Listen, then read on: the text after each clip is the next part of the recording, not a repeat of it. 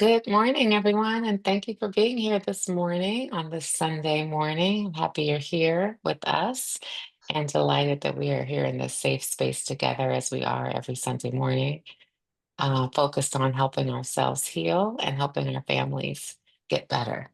God grant me the serenity to accept the things I cannot change, the courage to change the things I can, and the wisdom to know the difference. Oh, I am super excited to have with us this morning Dr. Linda McGhee. Dr. McGhee has been with us since the very, very, very beginning. She is a phenomenal friend and currently visiting assistant professor at George Washington and assistant clinical professor at Loyola, which is awesome. Dr. Linda is a mental health expert for the Steve Fund, which is an organization devoted to mental health for college students of color. And she has, like I said, been here with the SonRise Project since the very, very, very beginning and was a regular guest featured on the former OWN Network podcast, which we had with the SonRise Project. She is the host of a multicultural podcast, which features lectures and leading thinkers in the exploration of the intersection of psychology and culture.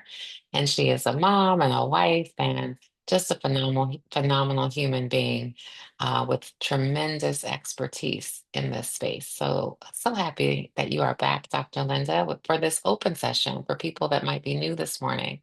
We do an open session the first Sunday of every month because we want anybody and everybody that may have something on their hearts or something on their minds or need some coaching or just some support from our group.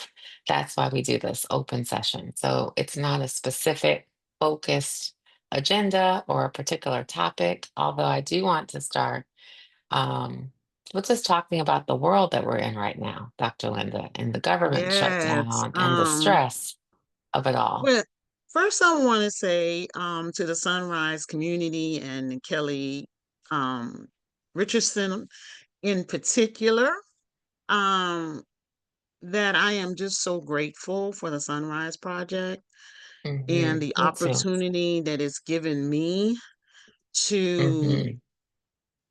figure out my place in Yes. this world Yes. in psychology and helping me to have the courage to speak even when Hmm. it's not really in my best interest at this point in time in our Hmm. country to speak on Why do certain you say issues. that? Why do you say it's not in my best interest? Say more on that. Well, I think we're at this point now where what you say is scrutinized at a level that has never Hmm. been scrutinized. And for those of you, I'm not a DEI specialist, but I do talk about race and I do talk about culture. And so when I conceived of the Multicultural Psychologist podcast, which I started about, I guess, 7 months ago, Hmm. um, it was not conceived to be in an administration like this, where Right. it's Right. Right. but when I had the opportunity to decide whether or not to put my blood, money, sweat, tears into this, I decided to go Hmm. ahead because I knew Hmm. that I would find protection and Yes. I would be on the side of the interest of all of the people out there who are Yes. um trying to make it and Hmm. trying to get help and services and trying to Hmm. train to be psychologists, all of the people where it intersects, psychology intersects with culture. Right. But to address your specific question, but I just wanted to start off with some gratitude this morning, Oh, because it always, I feel like, makes us lighter. yes. And so Kelly and I talk a lot about just being grateful for the opportunity that Sunrise gives us, and we're just following it where we decided about a year ago we were gonna follow it where it goes, That's right? right. And just Um, take the stress off of this too. right, Although we do right. need to put the latest episodes up on the website. I know Yes, there was a wonderful woman who asked about that last week who said, "Where are they?" And we still yeah. need to get that done, and that is going to happen this week.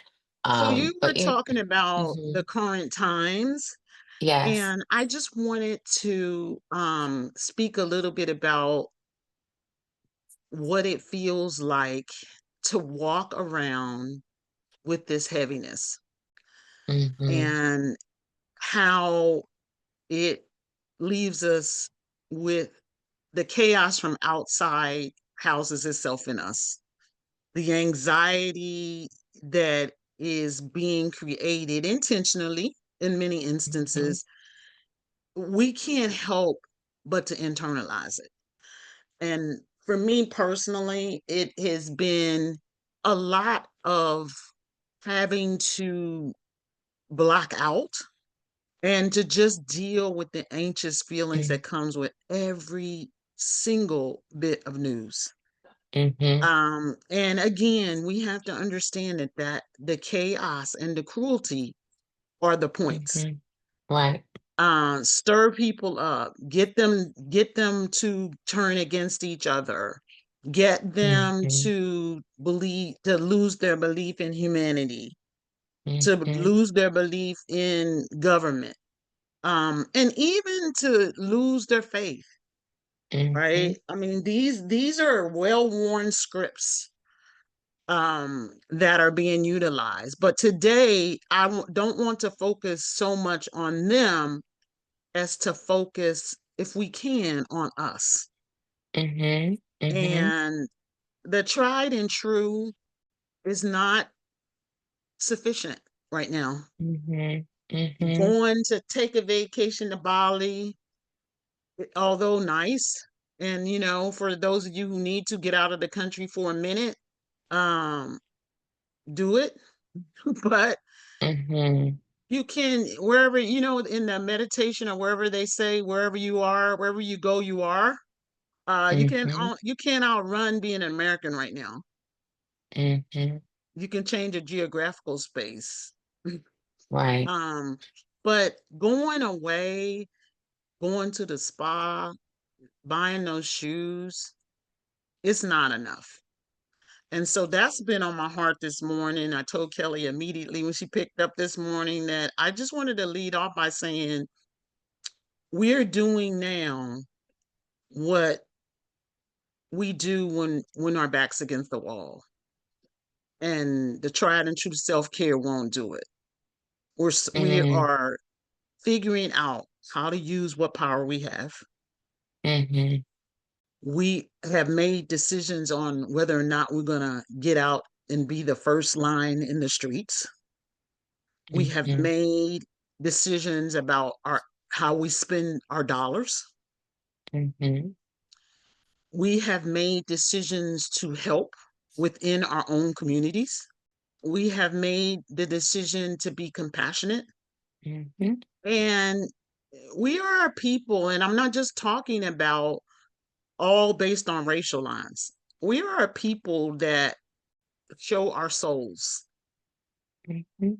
when the going gets tough. And right now, we're showing our souls. We are doing the inner work of showing up our souls, giving ourselves strength. Um, I'm doing everything I can. I mean, I'm sitting in on whatever I can do to shore myself up, because as leaders, and those of you who are on this line that are lead other people, whether it be your families or at work or because you're in a helping profession, you even have to shore yourself up even more.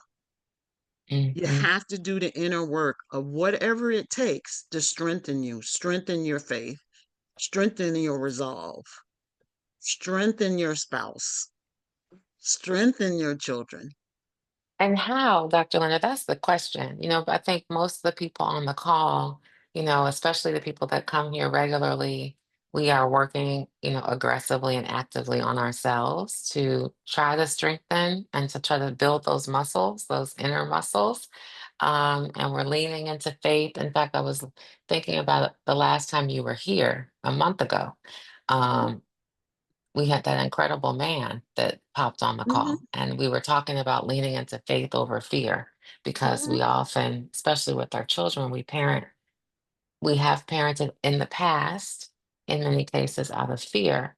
And when we lean into faith, we can see transition, sometimes. But as with this world is changing so rapidly, and there's even so much more stress and anxiety in the world, what kinds of tools do you employ with your son? I know you have a son. What kind of tools are there to help our children grapple with this world? And while they may have their own issues as well.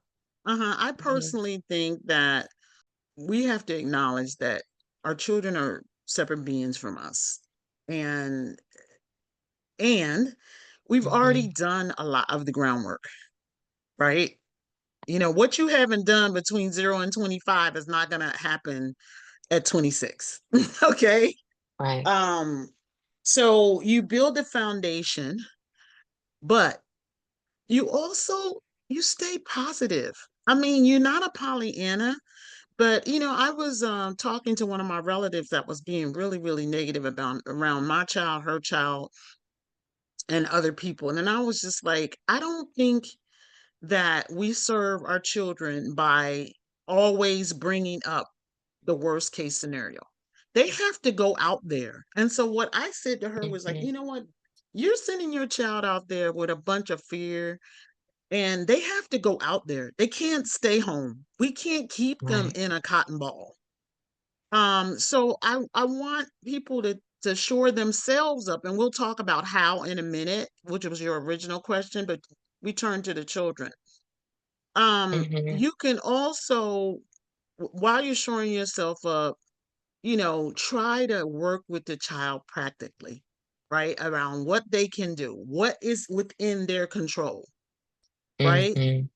What is within their control? It is within their control to work on their attitudes, figure out what they want, figure out how they can get assistance to get there. No one gets anywhere without help.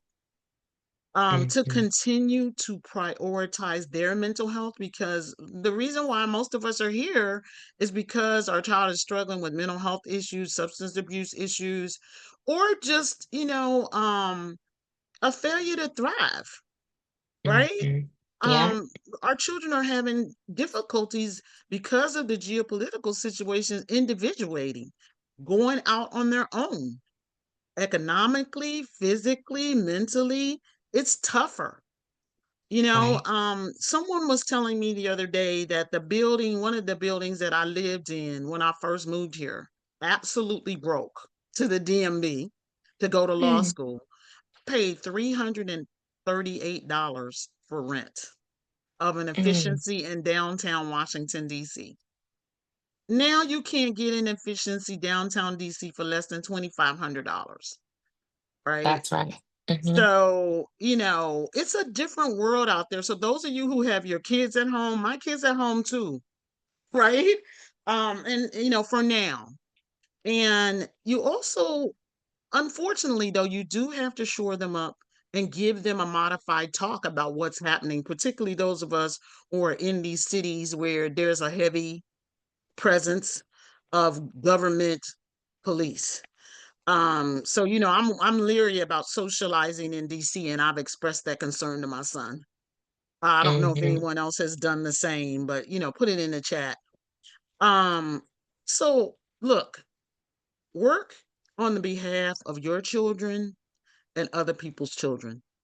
Opening up Mm. opportunities for other people's children and your own is how we're going grouping together, recommending someone, hiring a student who's doing something on the side or a young adult who's doing something on the side.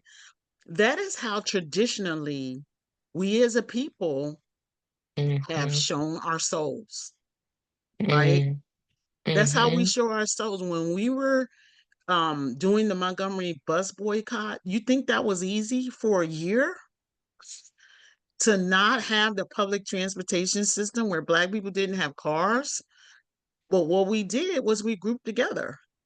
We gave each Mhm. other rides. We prayed together.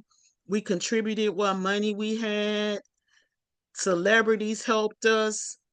Mhm. We used the courts to the degree that we could. So when I say soul work, when I started off by talking about using your money wisely, figuring out, which boycott you're going to get behind and who you're going to support, that's all a part of the soul work, is to sort of Mhm, figure out on the inside, what can I do? Right? mhm, mhm, What can I do? And that comes from deep within. And mhm. every family has to make their own judgments about that soul work. For Right. me, the soul work has included figuring out how to distance myself from some of it sometimes. Mhm, mhm, And sometimes I do what I admonished against was I do put geographic miles between me and the DMV mhm, sometimes. mhm, And mhm, I will be doing that as much as I can, because sometimes when I mhm, roll away either on a plane or in my car, I get more peace. When I roll mhm, across the cornfields of Delaware, my blood pressure goes down, you know? mhm, mhm. When Yeah. I see the ocean or the mountains, you know. But when I say soul work, to go back to the original question, it's Mhm. Around the whatever anxiety, right. Mhm, whatever it takes, right? mhm, For some people, it might be like, I have to like just go away and meditate. You talked about earlier, you like to write things down, mhm, whatever it takes for you to leave your house, or start that first call of the day with a sense of mhm, peace.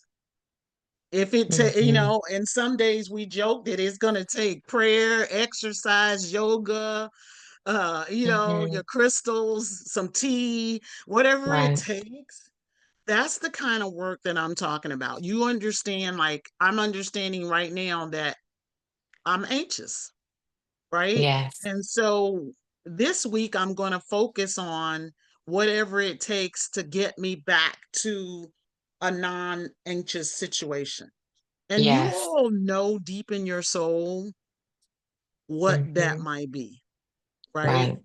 And then the soul work requires us to just keep our eyes open to what our neighbors are going through, I right? was gonna say, no matter what we're Mhm, going through, it could always mhm, be worse. And mhm, to your point about meditation, there was one of our guests, I think maybe even been last week, was talking about what she does in the morning. A lot of people turn over and look at their phones first thing, start looking at text messages, looking at social. She said she does not do that until she does all of her other practices where she mhm, breathes and then she meditates and she does her daily devotions or reads the daily word, little things like that that help ground her mhm. in her day before she ever lets the external pieces Right, that are filled with, as you mentioned earlier, filled with bad news, all the right. time.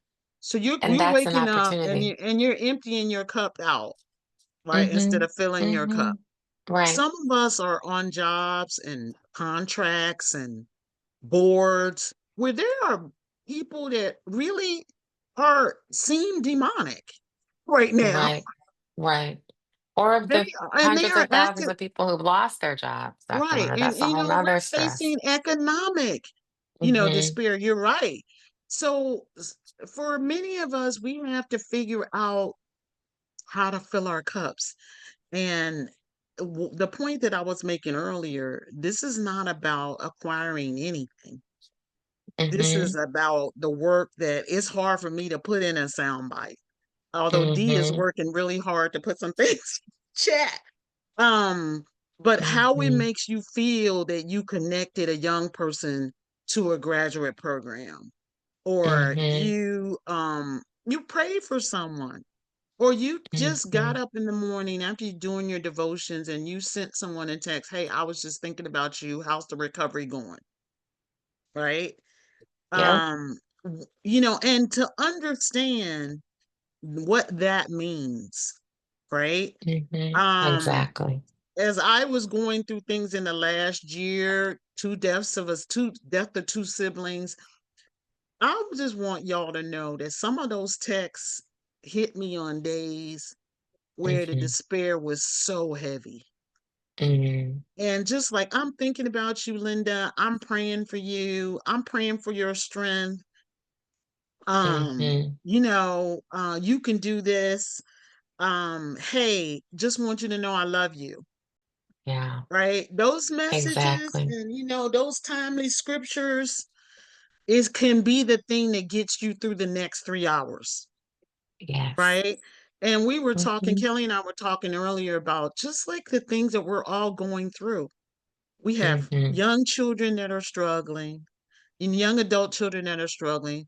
Our parents are either they're health challenged, or we're in that sandwich generation where our parents dying and we're still raising kids, Right. right?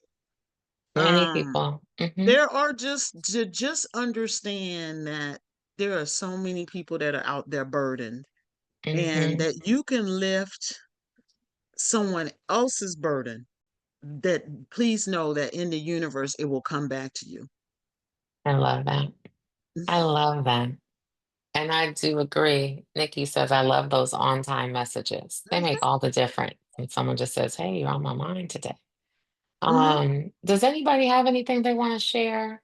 The last time, as I Yes. mentioned, Dr. Linda was here, and incredible gentleman came on the phone who said he's going to be a guest, I believe, in one of the coming weeks.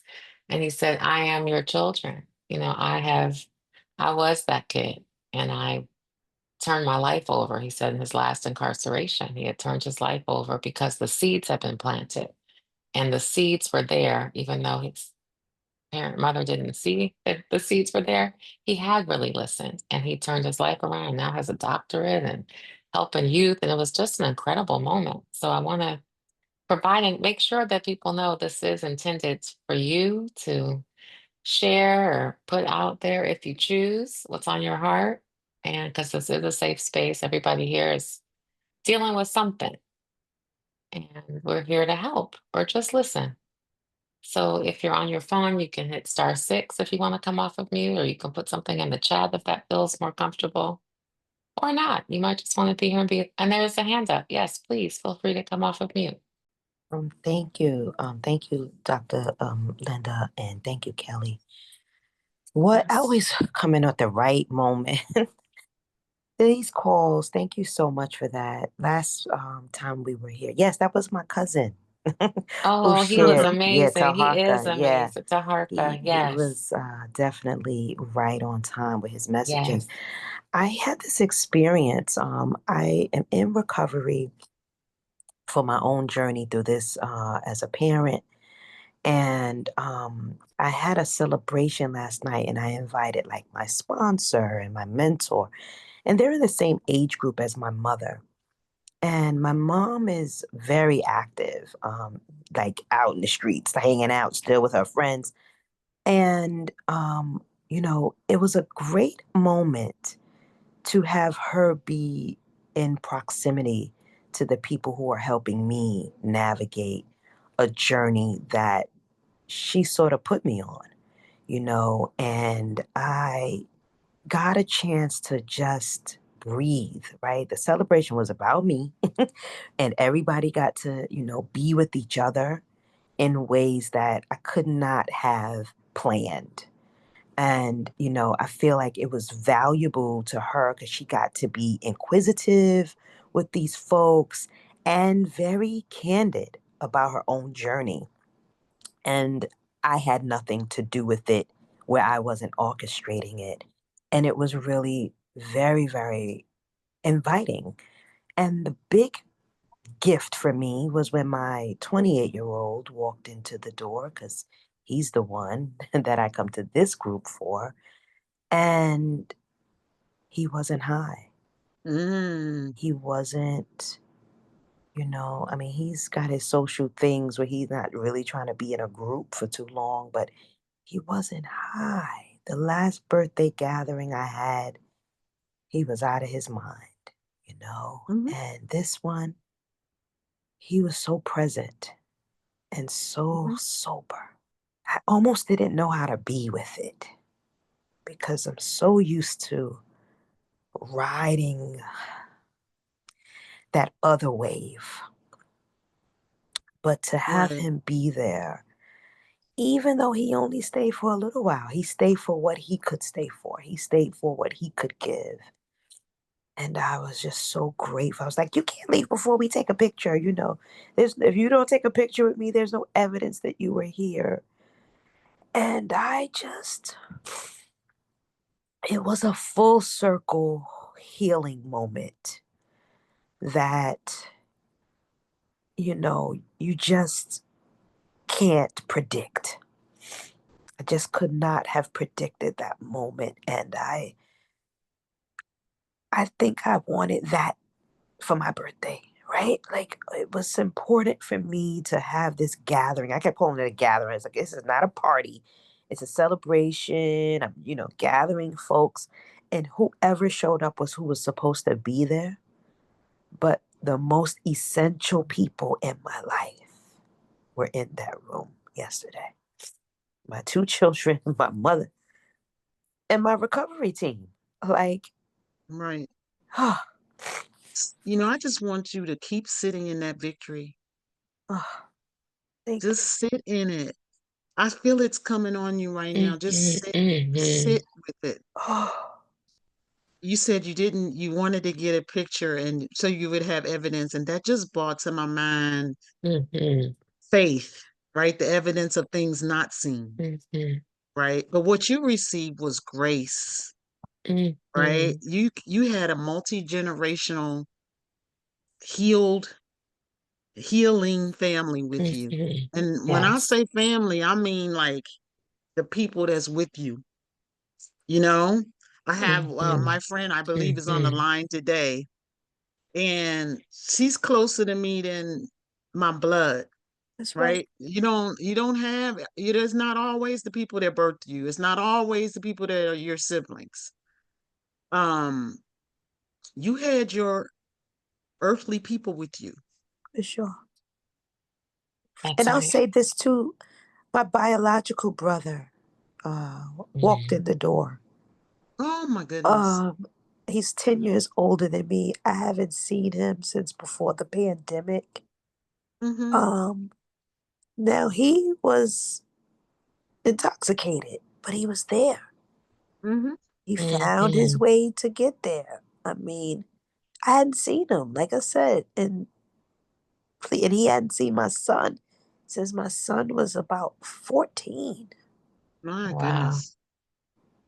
And he was there in the Mm, capacity that he could be And there. he could be there. I took a picture of him sitting, and I took a picture of my son sitting. They both sit identical to how my father used to sit on a chair. Mm, This right leg crossed over it's like a particular way. And to capture and they're on opposite sides of the room. So I can't wait to put the picture together to send them. But yeah, this was grace. This was all the days of prayers and heavy supplications. So in this group, I'm telling you, it took me through the pandemic, y'all. So mhm, thank you, thank you, thank you. mm. That's beautiful. Thank you so much for sharing your story. what what a beautiful testimony. Mhm. And I don't think that we can add much more than that. No, I was just gonna say I love what you shared, Nikki, and thank you for being here and for Mm-hmm. sharing your own journey and being so vulnerable. I really Yes. appreciate it. I was thinking about recently, my son, the reason for Sunrise, my son came over. We had a lovely dinner, and I was in this state of real appreciation just for that, for him Mm-hmm. showing up. And the challenge for me in that time, my journey was to stay in a space of appreciation. A good friend of mine is on.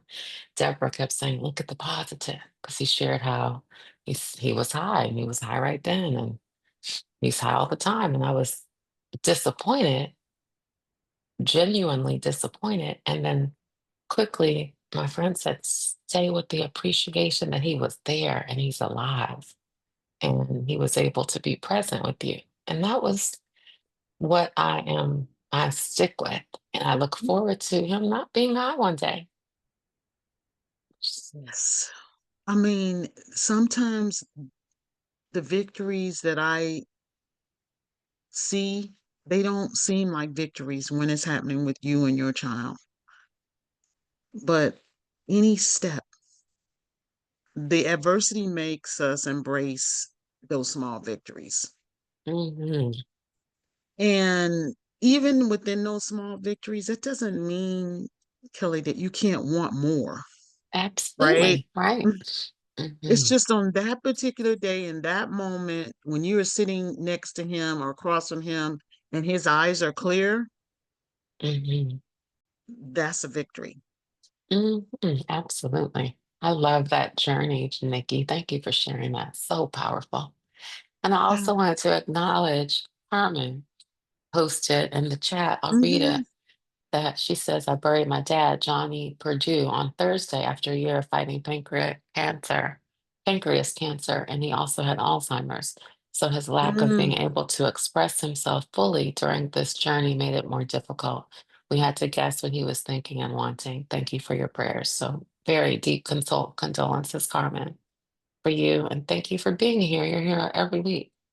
Um, And just to acknowledge that, those are two really sad and hard diseases. mhm, mhm, And so we know that, you reached the end of a road, but we know that you struggled. mhm, mhm. And so my deepest condolences to you Mhm. and the fight that you were in before he Yeah, passed. absolutely. Wow. So does anybody else want to share anything on your heart this morning or victory you've had or something you might be challenged with? Want to make space for that. Or if you want rather put it in the chat like Carmen did, that's fine as well. Well, also to acknowledge that the theme or kind of where this was headed today was to understand that all of these things are happening at the same time, right? Hmm. Okay. Life goes on, Yes. right? And sorrow Yes. goes on, Yes. and grieving goes on, and Yes. joy goes on. Hmm. This morning I was scrolling and I just saw one of the HBCUs do a routine where they just were dancing and it was just so much joy. Hmm. And so to understand that, oh wow, someone said in the chat, we live in a world and is in constant motion, Hmm. right? But I wanted to emphasize that while we're dealing with our own life struggles, while we're managing a world that seems like it has Hmm. gone seriously mad and the Hmm. compassion and humanity is seeping away, to do the soul work, Hmm. to find moments of joy, Hmm.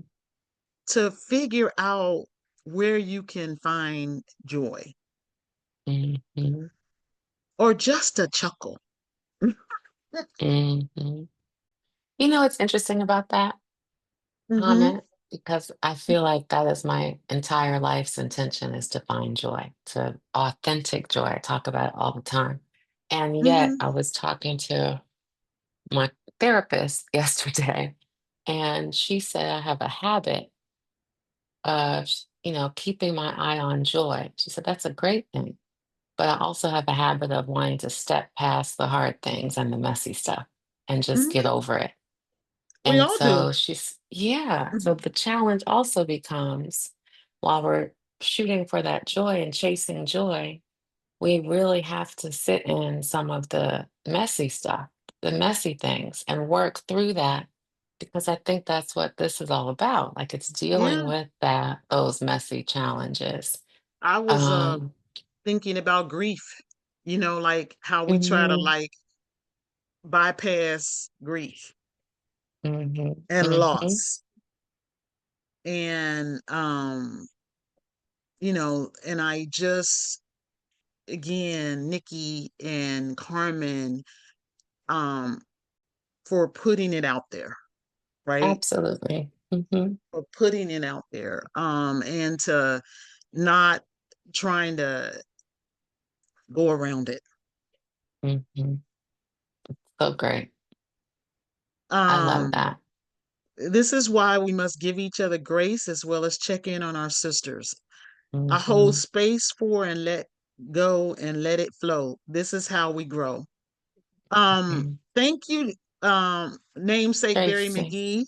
McGhee. But you know what Mhm. I wanted to say too? I think like one of the things that occurred to me was that when we go through this kind of stress that we're under, where we're facing people trying to erase our history and down is up and up is down, and we Mhm. still got to raise these kids and they're Mhm. still in our house and money is tight and our parents are getting sick. And, is that it puts perspective on things. Mhm. So when Nikki was talking today, I was thinking about we got to stay connected. We gotta like think about what happened in the past, right? And Mhm. is that really Mhm. important that y'all fell out because so and so didn't go to your party 10 years ago? Mhm. If you see, I saw somebody that I hadn't been in contact with for a while. I saw that had been sick. Mhm. And I was just, you know what? I'm gonna just text her, you know? Yes. And it took me 2 or 3 days to be obedient because I'm just not gonna lie to y'all on here today. Uh-huh. But you did Uh, it. but and it was just like she replied immediately. Mhm. So good to hear from you. Thank you. Yes. Yes. And again, I know that COVID, the pandemic, some of us are dealing with immune systems. I want to also encourage everybody to stay in community, Mhm. right? And I'm not just talking about a text. Go to that Mhm. birthday dinner. Ask somebody for Mhm. lunch. Go walking. Mhm. Mhm. Um, Well, to that point, Nikki, just who shared earlier, she put in the mhm. chat that she'll be in the DMV for Morgan State's homecoming, and she shared her cell number if anybody wants to get together. So thank you for Oh, doing that. lovely, I'm lovely. in Cleveland, but if I can make it back, I would love A to meet great you. institution. Mhm. Um, like I said, I see it now where people are trying to make communities, even within the social media world, where there's Yeah, women's dinners and there's people that, so let's try to think broadly about how we can make social ties meet the times, right? Because you might be right. in a city where there's no family. But I was talking to someone the other day that they joined a board games club, right? Whatever, if it's homecoming to meet with Nikki, if it's Bible study, if it's a dinner club, they have now these read-ins where people just get together and they read, right? And socialize. Whatever it is, try to find space to be social and next to other people. Connection That's right. is what is going to one of the major things that is proven in psychological research that gets Mhm. us through. People that age and adapt and and have social ties age better and are happier when they get older. Mhm. Mhm. So reach out to that sister, the friend that you kept meaning to get out with, text her some dates today about when you can get together. Don't just say let's get together. Can we get together on October 31st? Yeah. Love that. Love that. Love that. So yes, Nikki's phone number is in the text if you want to reach her directly. And then Jade shared a beautiful passage Mm-hmm. here. So thank you for sharing that. I And at the end of this beautiful, oh, please go right ahead. Hi, good morning, everyone. Good I have a morning. share. Um, it's been a really difficult season. I'm here primarily for two of my kids, one who had a almost lethal suicide attempt her freshman Oh, year in college. She went through intense therapy, all of the things, inpatient, outpatient. She's in a graduate program right now, but I still worry about her intensely because she goes on and off medication, diagnosed bipolar, and she is an adult, mid-20s now, doing successfully academically, but I stay on red alert, just worried about some of the choices that she has made and that she is vulnerable to, make other choices that could spiral her. So my therapist keeps reminding me that she's grown, you've done all the things you're supposed to do. But I wanted to make a comment specifically about the power of prayer, because in the midst of all of this, I've been praying fervently for all three of my children who go off and on between, please stop sending me stuff like that. I stopped believing in God, in high school. I know that's your love language, but please stop. And then I would send it to another daughter, and then she would say, Mom, she doesn't want to tell you, but she doesn't want you to send her affirmations and things of that sort. And I would say, okay, I understand that, but I'm still going to pray. I'm still going to pray for my children. And so I've been doing that fervently. And I just want to tell this group that no matter where they are, just keep praying. Just pray fervently, because we are where we are because we had praying grandmothers and great grandmothers. And so even though I'm walking through a space, I'm married, but my husband, we're not evenly yoked spiritually. So I'm walking this journey alone, but I know that God hears our prayers and that our children need us to pray fervently for them, whether they're ready to receive it or not. And so I just wanted to remind us to just don't give up on prayer, because it works. And right now, all three of my kids are in a steady state. And I know fervently it's because of the prayers that I'm doing every day. Whether they are receiving them from me or not, God is working in their lives. So just don't forget to pray. Oh, thank you, Jeanette, for sharing that. It's beautiful, and I believe that so truly You and you deeply. right. You've been on such a tough road. And Mhm, I hesitate to say this, but one of the things that we have to be the most concerned about is the growing suicide rate. And I just want to put it out there. Watch your children, watch and pray. But Jeanette, thank you so, so much mhm, for reminding us that even when you don't put it in their text, you can do it mhm, on your knees, you That's can right. do it from wherever, you can pray without ceasing mhm, for your mhm, children. Yeah. But I also just wanted to say what you're going mhm, through is a bit of a post-traumatic stress, mhm. really. Amen. And for you to just know that you're going to jump when that phone rings for a while. But I want you to continue to pray for yourself that your nerves can be calmed when the phone rings, that Amen. you're not constantly worried. Your daughter's making it. Your therapist is right. She's making it day by day. And you can continue to support her through prayer. But I also want you to pray for you Yeah. and about how you can stay supported and Mhm, how you cannot operate in a constant state of fear. mhm, Thank you. mhm, Thank you for mhm, that. Thank you, Linda. mhm. It's beautiful. Thank you for sharing But that. but I will say one more thing, as a parent personally who's gotten that 4 a.m. call, not on suicide, but you know what I'm talking about. Everybody on this phone call knows what I'm talking about that has a Mhm, child. mhm, Okay. mhm, mhm. Once you get that 4 a.m. call, you don't stop worrying for a while. Or forever. How about that? Yeah. Forever. Mhm, Yeah. mhm, It's really hard. And I and mhm. I that I feel like that's one of the areas that I've been working on is to not always be like, what's wrong?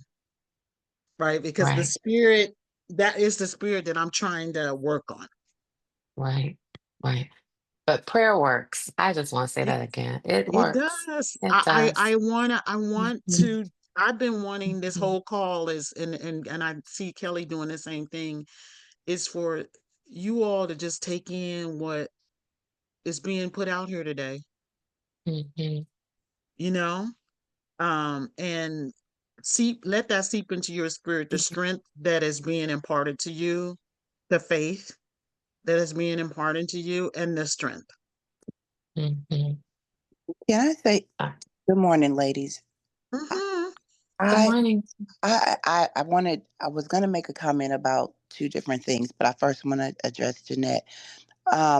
One of my nephews is struggling, and we have a family that they didn't call us to let us know he's been struggling until it was somebody needs to reach him right away. And at the time when I spoke to him, he stated that he did not have faith in God anymore, and he wasn't not responding to text messages, and he didn't want to talk to his grandmother or his mother because all they tell him to do is pray, pray, pray, pray, pray. And I suggested I sent him podcasts. He responded to the podcast. I sent him quotes and affirmations, but I also told him that whenever he feels that he's about to just tap out, open his phone and whatever is there is what he needs to hear. And so I always suggest continue to send the prayers, continue to send the quotes, continue to send the affirmations, regardless, because they will read them when God says they need to hear them. And if God says that he needs to release them, then God says so. And we have to be okay with whatever God says. But I do feel that we should continue to send the messages. Let them delete it. That's not in our control. So let them. But we should also do what we know works for us. Because there are times that I may not have gotten a message or a text message, and then I opened up my phone and it was right there at the right time. The other thing I wanted to say is um, like I lost both of my parents during the pandemic a week after each other, right before Thanksgiving, Saturday before, Saturday after. And this week I've lost three family members. And this time is a trigger. I've already made a post that my no was no contact in November. Like I just don't want to do galas, birthdays. I don't want to socialize. So we have to also respect where everybody is and see what is that capacity look like. Maybe I don't want to do the galas or the brunches, but I do want to do coffee one on one, or I will do a text message, or I will come on a sunrise. So find out what those people need when you make that contact with them to connect. So I just wanted to put that out there because as a therapist, family typically doesn't call me because they know ethically I can't do therapy with them. But I also know that when they do really need me, they call after so much has happened, and sometimes it's almost too late. And so I just want us to realize the value of connection as well. So thank you all. Well, first of all, I just want to say I'm so sorry for your losses. And one of the things that I think is really kind of a national tragedy is that we lost over 1 million people in COVID, including your parents. And we haven't really mourned that, even as individuals mourn. And I just want to express to you my sincerest condolences. Um, and I do have sympathy for your position and you're taking care of your own needs, and but I also just want to say that I understand that sometimes we're being tasked to do something, like pray for our kids or support our kids, and I think that we should do it. But sometimes when your children or your adult children are giving you signals that they can't receive it from you sometimes, I think that we have to exercise some sort of discretion. 'Cause Jeanette said on her chat, my daughter pulled out of the family group chat. So if they're not in a position where they can receive it, a pause might be in order.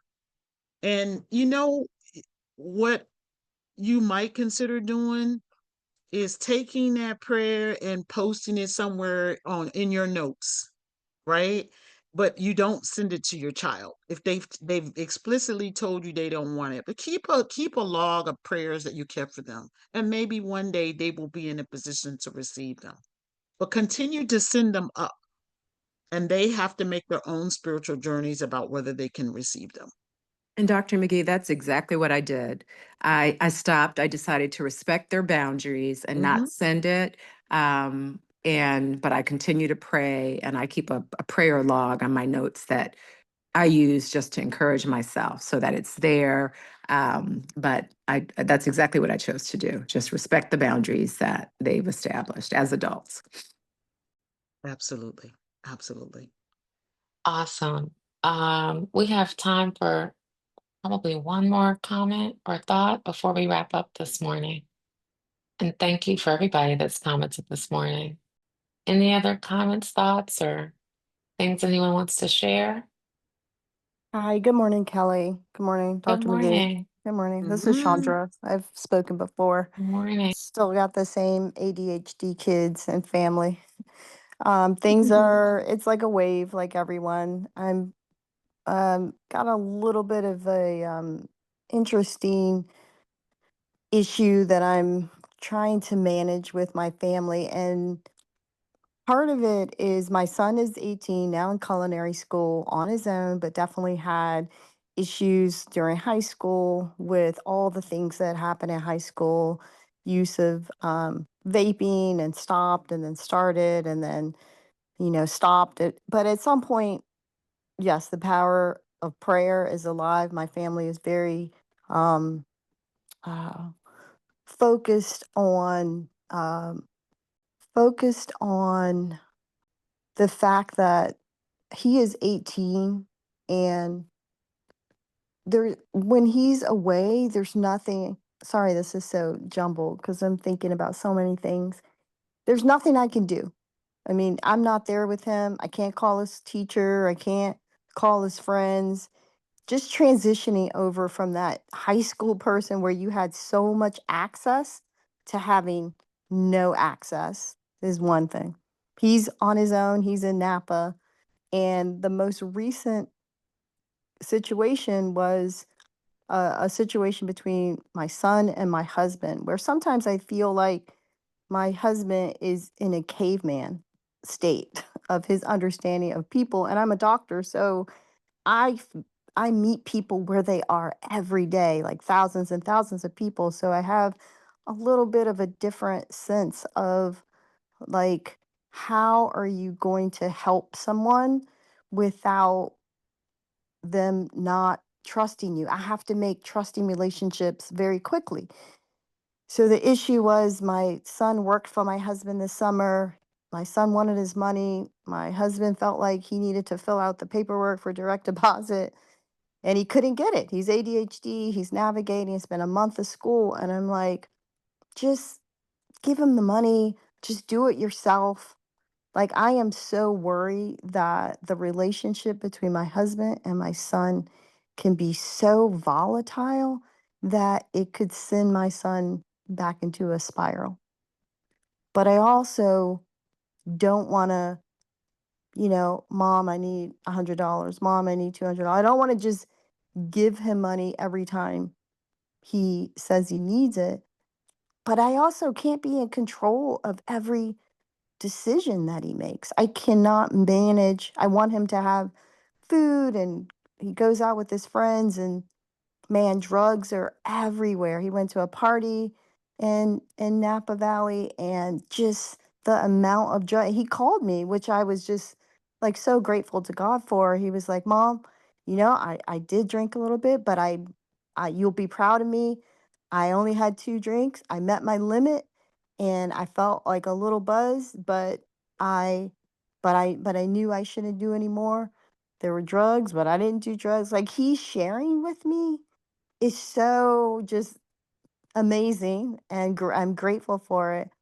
But I'm trying to just help my husband understand that CJ is going to go kind of, he's going to make a few steps forward, he's going to make a few steps Right. backward.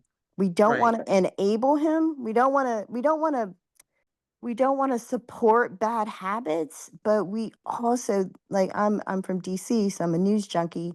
Like, I'm of the mindset that I don't want to do anything that pushes him to the point where he feels like he has no one, because he's going to have stressors that I don't know anything about on his day to day. So Yes. so Yes. Um, you mentioned a couple of things, but in our short period of time, I'm going to address a couple. One is that a lot of times different parents have different perspectives on how you should go about things. mhm, And I do think that your son having executive functioning challenges, the transition is going to be rough. And you already know that because you just mhm, described it, right? mhm, And it means that his decision making is going to lag a little bit behind his peers. right. And so you have to help him with the transition while understanding in reality, he's out there on his own, Mhm, right? And so he's making a lot of day to day decisions. How you can support him is one, what you correctly stated earlier is putting some parameters around him, right? So, like, for example, you might give him a budget about what y'all going to give him. And, you might adjust that for the fact that he has executive functioning difficulties, right? So, you might mhm. even have that deposit be weekly or every other week instead of monthly because he may not be able to manage a month, right? Right, right, But if you're right. going to give him the $50 a week, I'm just using it as an example, then Mhm. have that going, you maybe set up the direct deposit, Yes. right? You help Mhm. him with that. Your husband is a different story. I mean, I feel like that what you can talk to him about is keeping the connection as opposed to sort of imposing these rules from days gone by, Yeah. right? And Yeah. what you can do, if he will even venture to go to a therapist, maybe you could do that in a parent session, right? About Okay. how to parent him so it doesn't look like your husband is the center of attention. Yes. You can have it be about your child, but the child is not present. Do you understand what I'm saying? Yes. Yes. Yes. You have to sometimes, this is a finesse game, y'all. This is not always Mhm. a straightforward game. So But I painful. wanted to encourage you. You're on the right track and you're making some tough decisions and you're making a lot of them in a loving way.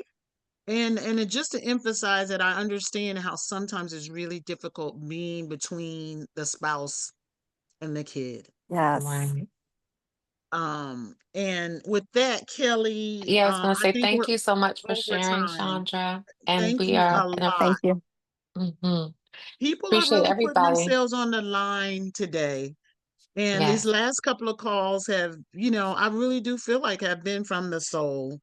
And absolutely. we're just going to keep going, y'all. Yes, Once a month. It's just, we're going to just keep going. right. Because now more than ever, we need each other. Hmm. I love that. Thank you for sharing, Dr. Linda, and everybody that spoke up and put notes in the text and all of this conversation this morning. We'll continue next week as we do every Sunday. And right now, I'll turn it over to Dr. Vicky, who will close us out in a prayer. And thank you, Dr. Linda, as always, for being here on the first Sunday of every month. And you've been here for 6 years, so appreciate you so much. Dr. Vicky. Thank you, Kelly. Thank you, Dr. Linda. God, we thank you for another day that you've kept us. We choose to rejoice and give you glory. We choose to move forward with gratitude. Thank you for this call, for the wisdom that has been shared, for the transparency and the vulnerability. We lift up every household, every family, every grieving heart, every mom who is concerned about her child. God, we just thank you for the SonRise Project and this community. Thank you for the power of community and the power of connection. Thank you that our steps are ordered by you and no good thing will you withhold from us as we continue to walk uprightly before you as best as we know how. God, we thank you and we praise you for provision. We thank you for protection. We thank you for perspective and the mind to shift perspective when necessary. Bless us to come together again on next week at this time. Thank you for great grace to get through this week, to get through this day, to get through the next moment sometimes. We give you glory for it all. In your name we do pray. Amen. Have a Amen. powerful day, everyone. Yes, amen. Thank you, everybody. We'll see you next Yes, week. have a Have a blessed beautiful week. day. Thank you. Amen.